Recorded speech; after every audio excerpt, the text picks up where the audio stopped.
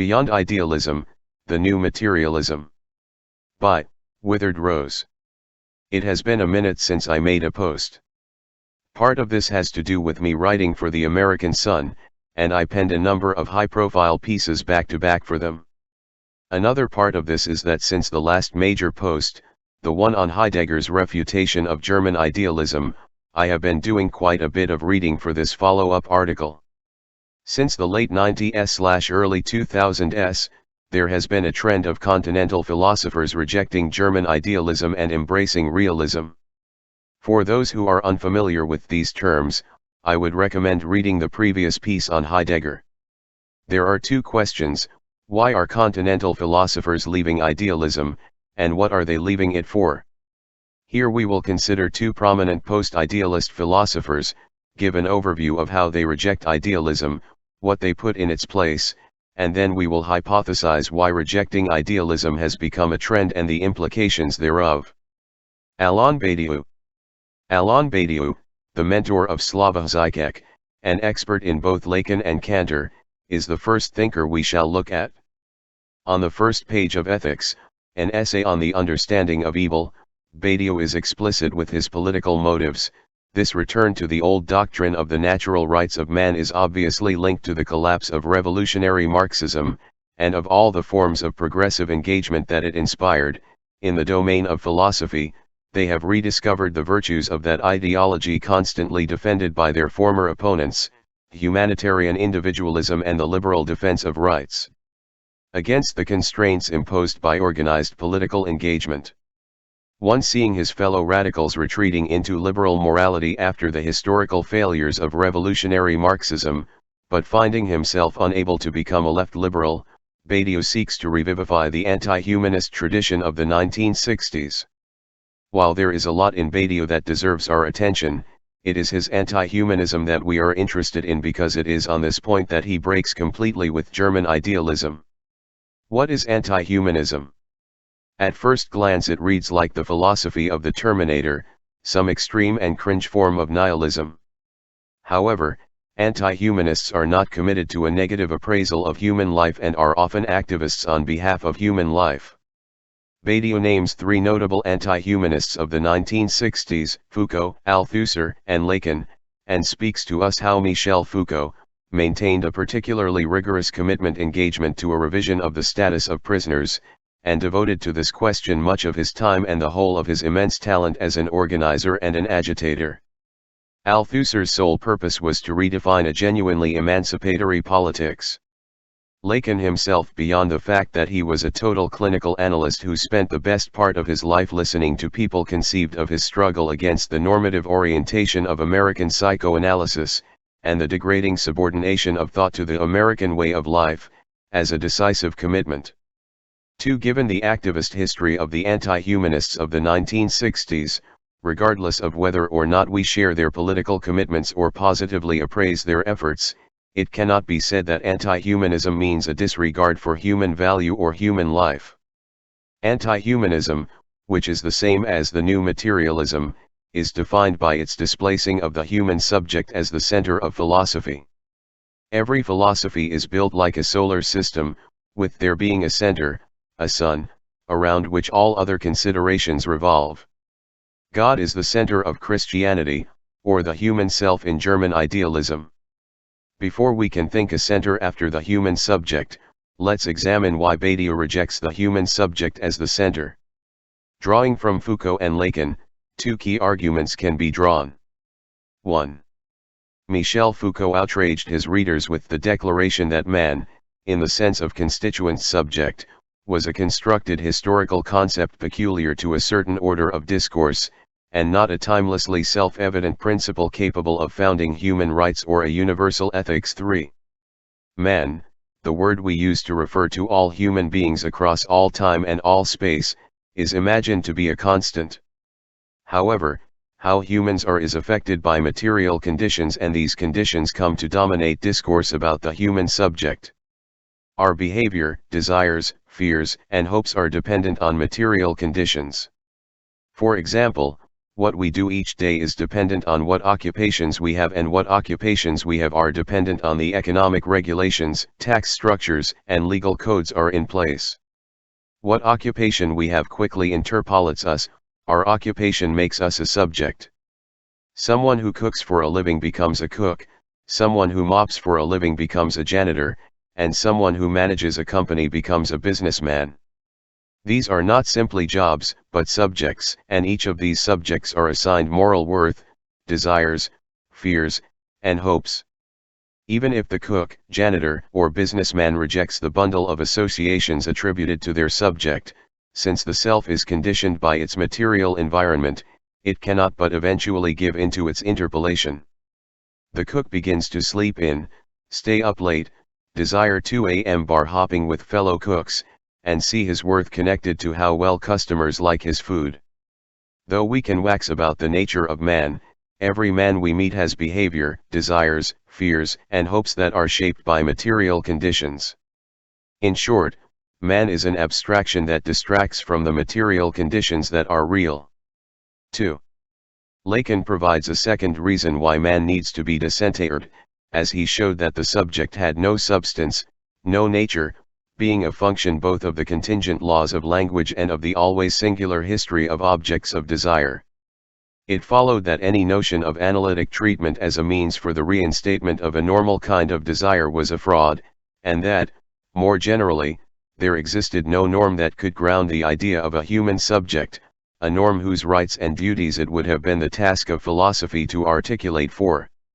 To ascribe rights, duties, norms, or, especially its relationship to objects, the not I in Fichte, the subject has to be a coherent thing.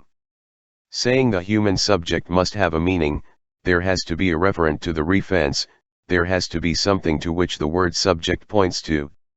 What Lacan discovered is that human subject is a reference without a referent, because what is usually taken to be the referent is a bundle of discordant desires with no coherent unity and whose desires are severed from the object cause of desire.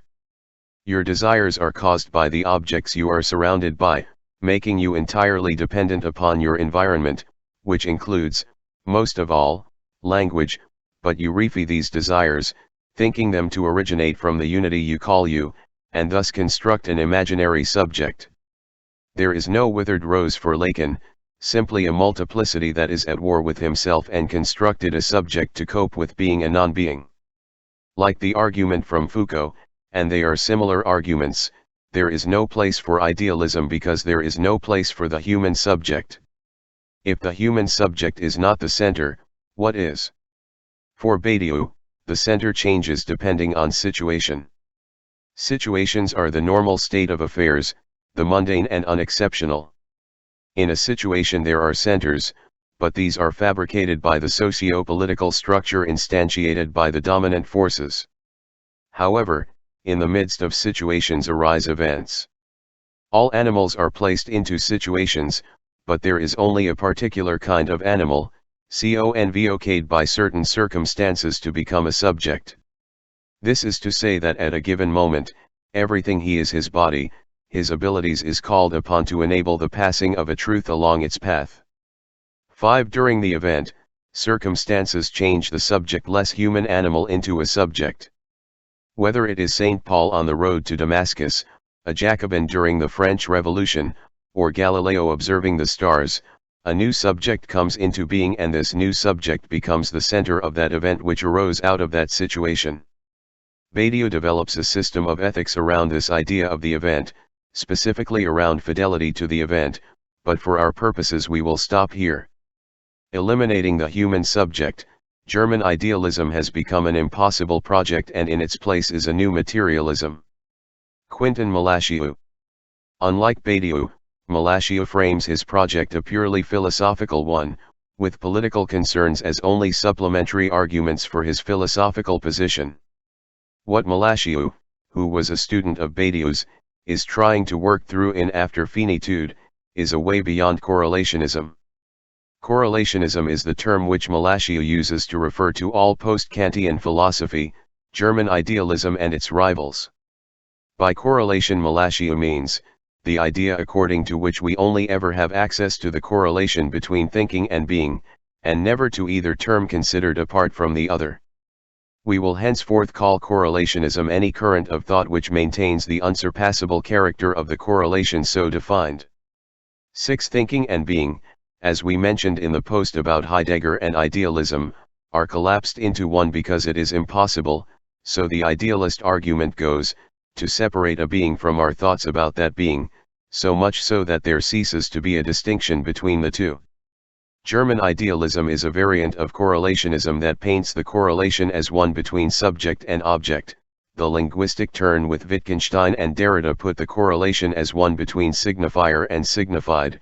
Phenomenologists represented the correlation as between consciousness and objects of consciousness, which is similar to idealism but, for reasons that would take us afield, is importantly different. So, why is Malasio trying to get beyond correlationism? His concern is the question of how to reconcile correlationism with modern science, which is capable of producing statements about events that happened prior to the advent of consciousness. His question is, how are we to grasp the meaning of scientific statements bearing explicitly upon a manifestation of the world that is posited as anterior to the emergence of thought and even of life posited, that is, as anterior to every form of human relation to the world? 7. Remember, if correlationism is true, then statements about the origin of the universe or the origin of life cannot be literally true, because this would mean that beings can exist independently of thought, but even thinking this possibility would reduce that statement, the universe began 13.5 billion years ago, or that life originated on Earth 3.5 billion years ago, to an object of thought for us, and thus we would be forced to say, under the constraint of correlationism, of any variety, that the universe began 13.5 billion years ago for us, or something comparable. For the correlationist, the scientist making a claim like the previous does not really know what he is saying and needs the correlationist to come in and clarify the findings. Malasio is not happy with this arrangement but is equally not happy with returning to the world before correlationism, the world of dogmatism, in which philosophers claim to be able to define the nature of beings with absolute knowledge. Plato, Aristotle, and their students are just as unacceptable. Why is dogmatism, also known as naive realism, not an option? Because a refusal of dogmatism furnishes the minimal condition for every critique of ideology, insofar as an ideology cannot be identified with just any variety of deceptive representation, but is rather any form of pseudo-rationality whose aim is to establish that what exists as a matter of fact exists necessarily. The critique of ideologies, which ultimately always consists in demonstrating that a social situation which is presented as inevitable is actually contingent, is essentially indissociable from the critique of metaphysics. 8. There exists a problem, however, because without the ability to say that there are matters of facts that exist necessarily, there is a space opened up for non-metaphysical religions which ground themselves in fideism, not rational argumentation. Since the end of ideology came about with the impossibility of stating matters of fact, replaced dynamic social conditions subject to change at any time, the end of ideologies has taken the form of the unqualified victory of religiosity, as it has become impossible to say that God does not exist, this is dogmatism, or that Jesus Christ did not rise from the dead, this, too, is dogmatism. Point 9. Faith has become immune to reason, and fanatism is an ever-present concern throughout after finitude. Malasio is tasked, then, with finding a way to justify scientific statements in such a way that escapes the logic of correlationism while positing enough realism to critique fanatical statements. No, God did not tell you to wage jihad, but all the while not positing enough realism that leads to the return of ideology. No, you cannot say that history's end is capitalism and liberal democracy. To do this, Malasio finds a way to make absolute statements, without deriving an absolute, an essence, a God, a world spirit, etc. His absolute statement is that the one thing necessary is contingency, that all beings possess, necessarily, contingency. If it is possible to speak about beings having necessary traits, then it means that it is possible to disentangle beings from thought, breaking out of correlationism and thus making scientific statements about events prior to the advent of consciousness possible. If it is true that all beings are necessarily contingent, then it also becomes possible to critique fanaticism and ideology, as both rely on the premise that something is necessary, God in the case of fanaticism and social arrangements in the case of ideology. To prove his case, Malatia gives us the following thought experiment. Let us suppose that two dogmatists are arguing about the nature of our future post-mortem. The Christian dogmatist claims to know, because he has supposedly demonstrated it, that our existence continues after death, and that it consists in the eternal contemplation of a God whose nature is incomprehensible from within the confines of our present existence. Thus, the latter claims to have demonstrated that what is in itself is a God who, like the Cartesian God, can be shown by our finite reason to be incomprehensible for our finite reason. But the atheist dogmatist claims to know that, on the contrary, our existence is completely abolished by death, which utterly annihilates us. It is at this stage that the correlationist comes along to disqualify both of their positions by defending a strict theoretical agnosticism. All beliefs strike her as equally legitimate given that theory is incapable of privileging one eventuality over another. For just as I cannot know the in itself without converting it into a for me, I cannot know what will happen to me when I am no longer of this world, since knowledge presupposes that one is of the world. Consequently, the agnostic has little difficulty in refuting both of these positions. All she has to do is demonstrate that it is self-contradictory to claim to know what is when one is no longer alive, since knowledge presupposes that one is still of this world. Accordingly, the two dogmatists are proffering realist theses about the in itself, both of which are vitiated by the inconsistency proper to all realism, that of claiming to think what there is when one is not. But then another disputant intervenes, the subjective idealist. The latter declares that the position of the agnostic is every bit as inconsistent as those of the two realists. For all three believe that there could be an in itself radically different from our present state, whether it is a God who is inaccessible to natural reason, or a sheer nothingness. But this is precisely what is unthinkable, for I am no more capable of thinking a transcendent God than the annihilation of everything. More particularly, I cannot think of myself as no longer existing without, through that very thought, contradicting myself. I can only think of myself as existing, and as existing the way I exist. Thus, I cannot but exist, and always exist as I exist now. Consequently, my mind, if not my body, is immortal. Death, like every other form of radical transcendence, is annulled by the idealist, in the same way as he annuls every idea of an in itself that differs from the correlational structure of the subject. Because an in itself that differs from the for us is unthinkable, the idealist declares it to be impossible. The question now is under what conditions the correlationist agnostic can refute not only the theses of the two realists, but also that of the idealist. In order to counter the latter, the agnostic has no choice. She must maintain that my capacity to be holioether in death, whether dazzled by God, or annihilated, is just as thinkable as my persisting in my self-identity. The reason for this is that I think myself as devoid of any reason for being and remaining as I am, and it is the thinkability of this unreason, of this facticity, which implies that the other three theses, those of the two realists and the idealist, are all equally possible. For even if I cannot think of myself, for example, as annihilated, neither can I think of any cause that would rule out this eventuality. The possibility of my not being is thinkable as the counterpart of the absence of any reason for my being, even if I cannot think what it would be not to be. Although realists maintain the possibility of a post-mortem condition that is unthinkable as such, whether as vision of God or as sheer nothingness, the thesis they maintain is itself thinkable, for even if I cannot think the unthinkable, I can think the possibility of the unthinkable by dint of the unreason of the real. Consequently, the agnostic can recuse all three positions as instances of absolutism. All three claim to have identified a necessary reason implying one of the three states described above, whereas no such reason is available. But now a final disputant enters the debate, the speculative philosopher. This is Malashiu.